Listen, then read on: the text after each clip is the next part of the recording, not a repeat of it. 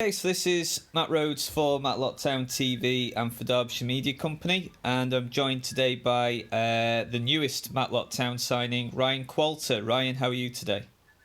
Yeah, very well, mate. Very well, thank you. Just glad to kind of get it all announced and over the line now. It's been going a couple of weeks. It's been in the pipeline, so just delighted to sign and kind of look forward to the season.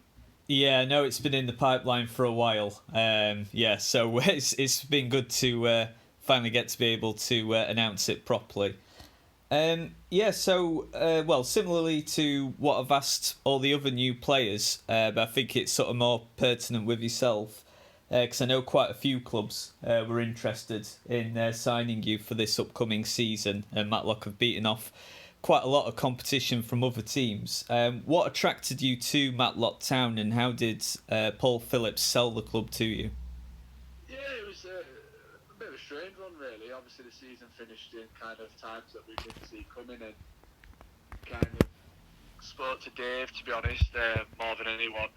When the season finished, he just asked what I was doing next season and what was going on at the time. I didn't know what was happening at Alfred, and as soon as he expressed his interest, I thought, as soon as somebody wants you, it's quite nice to be wanted. And because he made that initial contact, I always held Matlock as kind of one of my high preferences. And then when I spoke to Philo as well, they're both ambitious people and they want to get Matlock obviously going in the right direction. And obviously last year was a bit of a difficult season with a lot of different circumstances. But as soon as they kind of told me what they wanted to go for this year, I was kind of sold on the club, and I'd obviously know quite a few lads already there, and they couldn't speak highly enough of the coaching staff, and I just thought it seems the right club for me.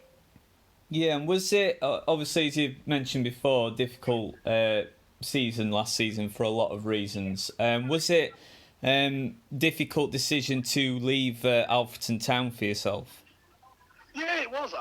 I absolutely loved Alfred, to be honest. And obviously leaving Boston, did there 18 months and really enjoyed that, but the travel there got kind of a little bit too much. So when Billy offered me the chance to go to Alfred last year, kind of jumped it. And if kind of circumstances were different, if we've been honest, I'd probably have stayed there this year. But obviously football's kind of football, it changes very quickly. So it was a difficult decision, but after speaking to Bill, and he's a top guy and he's an honest guy, and he knew I couldn't really stay under the circumstances. So as soon as that was kind of there, kind of Matlock was my only kind of fallout, really. As soon as I spoke to Dave and Philo, that was somewhere I was really interested in signing, and that's where I wanted to be. Yeah, and we're getting a bit more of an indication as to when next season will start. Obviously, it's still not been confirmed yet, but it's looking more and more like they're going to push for a September start, all being well. But how tough has it been to prepare for this season, obviously, when you still don't know of a proper start date yet, and how tough has it been to sort of maintain your fitness when lockdown was at its strictest?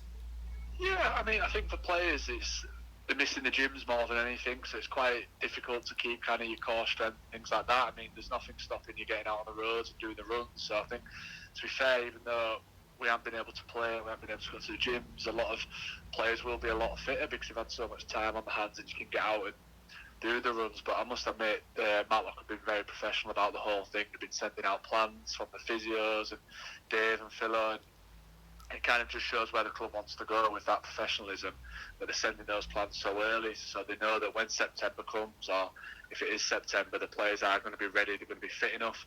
Obviously, the ball work and things, that comes later on in pre-season, but to get those main fitness levels, I think they've done really well, and they've kind of shown the club's intent with how professional they've been. Yeah, and obviously the first few training sessions have taken place now. Yeah. The obviously with joining the new team, there might be a few brand new faces for you to get familiar with. What's the first few training sessions been like? So I've heard from a few people that it's been very, very intense, especially considering you still don't know of like any dates for any pre-season friendlies yet. What's that been like? Yeah, like I've mentioned before, I think the club, with them two in charge, has been very, very professional. And the sessions have been top draw, if I'm being honest. It has been intense. You're working for kind of maybe an hour and a half, 2 hours, but when you're there, you're working hard. And I think players miss that, even though kind of you don't want to do the running things like that. In the end, when you've had so long off, you do miss that part of it. Getting the lads together is the main thing. Being able to kind of interact, albeit at a social distance, it creates a massive kind of team bond and team spirit, which throughout a season, the ups and downs you have is absolutely crucial. If you're gonna do anything in a league, regardless of what level you play, you've got to have that team spirit. And them getting us in nice and early, kind of getting everyone to meet each other and kind of the intense sessions, I think probably put us a couple of steps ahead of some teams in this league. Yeah, and just for those not familiar with yourself, because there'll be quite a few people who know who you are, probably will have seen you play before as well, because obviously you've got experience playing in Derbyshire. But for those not familiar with yourself, what sort of player are you? What are your strengths, and what can Matlock fans expect to see from you on the pitch? That's a tough question. Yeah, no, to be fair, I like to think of an old-fashioned centre half. To be honest, kind of head and kick it, and kind of my main aim when I go on that pitch is kind of that defence is not going to concede a goal, and that's what I think is kind of maybe lost today in modern day football. I think you've got to be, if you're going to do anything in a season, it starts from the back. You've got to not concede goals. I think that's where I come in. I'd like to think now at the age of 28, I've kind of had good experiences at good clubs that can help kind of the younger lads in the team. But mainly, yeah, kind of an old-fashioned centre-half who wants to keep clean sheets and first and foremost wants to defend. Okay, and just lastly, since joining Matlock, obviously Paul Phillips and Dave Wild has sold the club to you, and the training sessions that you've first been into look really promising. What sort of your long-term goals with Matlock Town, and what's your ambition for this season as well? You've got to be ambitious as a player and as a management team, but you've also got to be realistic. We've seen the signings over the last couple of weeks in this league, and there's some clubs throwing quite a lot of money at it. And there's some very good teams that obviously South Shields missed out on promotion last year, which is rightly or wrongly so. Nothing can be done about that now, so they'll be very strong next year. I think you've got to set realistic goals. I think we've got to be, with the squad that I've seen so far, you've got to be looking at least the playoffs. I think if anything less than that would maybe act as a disappointment.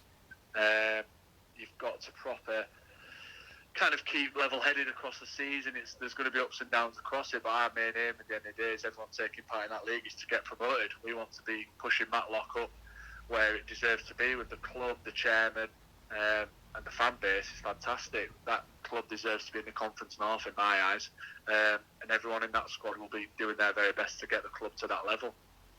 Cool, okay, yeah, that's fantastic. Sure Matlock fans will be very happy to hear what's being said there. You're one of many signings, and I'm sure there's quite a few to come.